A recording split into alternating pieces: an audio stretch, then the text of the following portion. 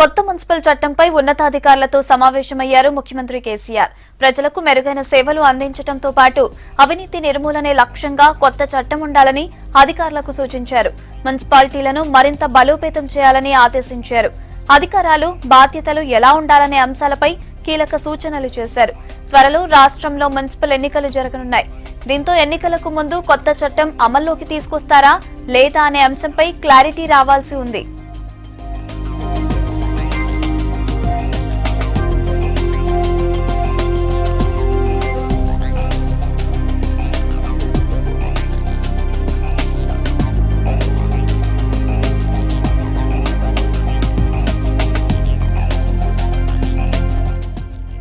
కొత్త మున్సిపల్ చట్టంపై ఉన్నతాధికారులతో సమావేశమయ్యారు ముఖ్యమంత్రి కేసీఆర్. ప్రజలకు మెరుగైన సేవలు అందించడంతో పాటు అవినీతి నిర్మూలనే లక్ష్యంగా కొత్త చట్టం ఉండాలని అధికారులకు సూచించారు. మున్సిపాలిటీలను మరింత బలోపేతం చేయాలని ఆదేశించారు. అధికారాలు, బాధ్యతలు ఎలా ఉండాలనే అంశాలపై కీలక సూచనలు చేశారు. త్వరలో రాష్ట్రంలో మున్సిపల్ ఎన్నికలు జరగనున్నాయి. దీంతో ఎన్నికలకు ముందు కొత్త చట్టం అమల్లోకి తీసుకొస్తారా లేదా అనే అంశంపై క్లారిటీ రావాల్సి ఉంది.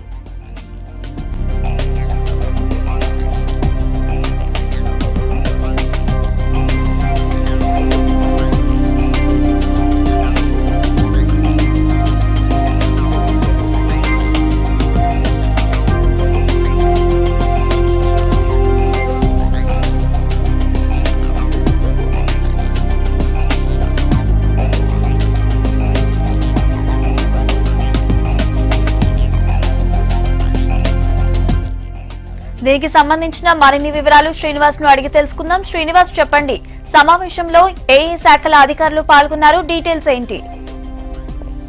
కావ్య, కొత్త మున్సిపాలిటీ చట్టం చేయాలని చెప్పి ప్రభుత్వం నిర్ణయం తీసుకుంది. గత కొన్ని రోజులు కూడా అధికారులు కసరత్తు చేస్తున్నారు. వాస్తవానికి కొత్త మున్సిపాలిటీ చట్టం అవసరం ఉందని చెప్పి ప్రభుత్వం గత కొన్ని రోజులు కూడా భావిస్తూ వస్తుంది. ఎందుకంటే మన మున్సిపాలిటీ యాక్ట్లో 3 రకాల యాక్ట్లు ఉన్నాయి, కానీ విధులు మాత్రం అన్నీ సేమ్ ఉంటాయి. కానీ వేరువేరుగా యాక్ట్లు ఉన్నాయి కాబట్టి ఇది కొంత ప్రభుత్వ పాలనకు ఇబ్బంది అవుతుందని చెప్పి ప్రభుత్వము ఆలోచన చేసింది. దీనిలో భాగంగానే కొత్త మున్సిపల్ యాక్ట్ తీసుకురావాలని చెప్పి నిర్ణయం తీసుకుంది. కొద్దిసేపటి క్రితము ముఖ్యమంత్రి కేసీఆర్ కూడా ప్రగతి భవన్లో అటు మున్సిపల్ శాఖ అధికారులతోటి సమీక్షా సమావేశం నిర్వహిస్తున్నారు. అవసరమైతే ఈ నెలలోనే, అంటే ఈ ఎలక్షన్ కోడ్ తర్వాత వచ్చేటువంటి అసెంబ్లీ సమావేశాల్లో కొత్త మున్సిపల్ యాక్ట్ను తీసుకురావాలనేటువంటి ఒక ఆలోచన ప్రభుత్వం చేస్తుంది.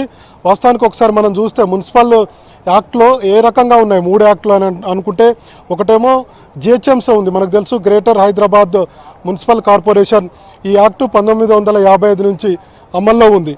ఇదొక యాక్ట్ ఉంది తెలంగాణ రాష్ట్రంలో. అట్లనే రెండోది వరంగల్, కరీంనగర్, నిజామాబాద్, ఖమ్మం, రామగుండం, మహబూబ్నగర్, ఈ కార్పొరేషన్లు కలిపి కూడా తెలంగాణ మున్సిపల్ కార్పొరేషన్ యాక్ట్ 1994 ఇదొక చట్టం ఉంది. అంటే ఇప్పటికీ 2 చట్టాలు అయిపోయినాయి. మూడోది రాష్ట్రంలోని ఇతర మున్సిపాలిటీలన్నీ కలిపి తెలంగాణ మున్సిపాలిటీస్ యాక్ట్ 1965 ఉంది. అంటే ఈ రకంగా ఒకటేమో 1955 ఒక చట్టం, తర్వాత 1965 ఒక చట్టం, 1994 ఒక చట్టం.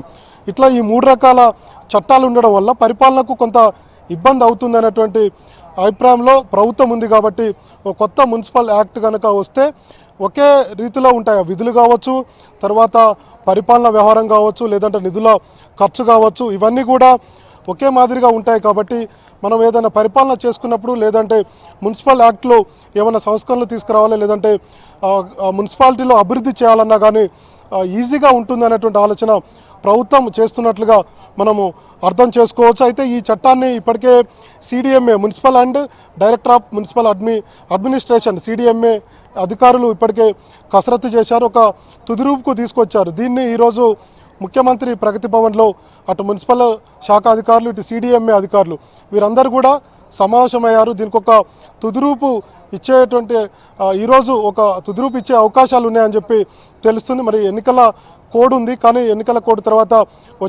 రానున్నటువంటి బడ్జెట్ అసెంబ్లీ సమావేశాల్లో దీన్ని చట్టంగా తీసుకురాబోతున్నట్టుగా మనకు అధికారులు చెప్తున్నటువంటి సమాచారం. ముందుగా చట్టాన్ని రూపొందిస్తారు, దానికి ముఖ్యమంత్రి గ్రీన్ సిగ్నల్ ఇవ్వాల్సి ఉంటుంది, ఆమోదించాల్సి ఉంటుంది. ఆ తర్వాత దీన్ని లా సెక్రటరీకి పంపిస్తారు.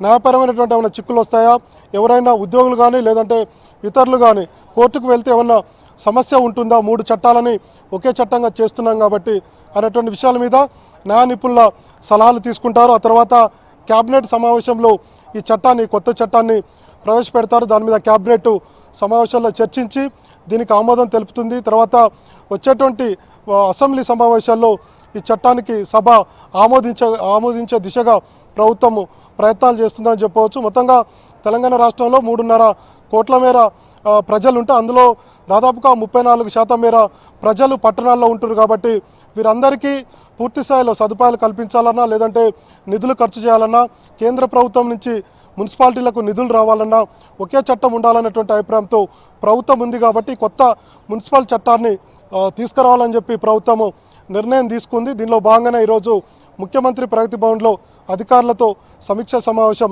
నిర్వహిస్తున్నారు. మొత్తంగా త్వరలోనే ఎన్నికలు కూడా, ఈ జెడ్పీటీసీ ఎంపీపీ ఎన్నికలతో పాటు ఈ మున్సిపాలిటీ ఎన్నికలు కూడా నిర్వహించేటువంటి అవకాశాలు ఉన్నాయి. కాబట్టి మొత్తంగా కొత్త చట్టం తీసుకురావాలన్నటువంటి ఆలోచన రాష్ట్ర ప్రభుత్వం చేస్తున్నట్టుగా మనం అర్థం చేసుకోవచ్చు. Kavya. Right, thank you Srinivas.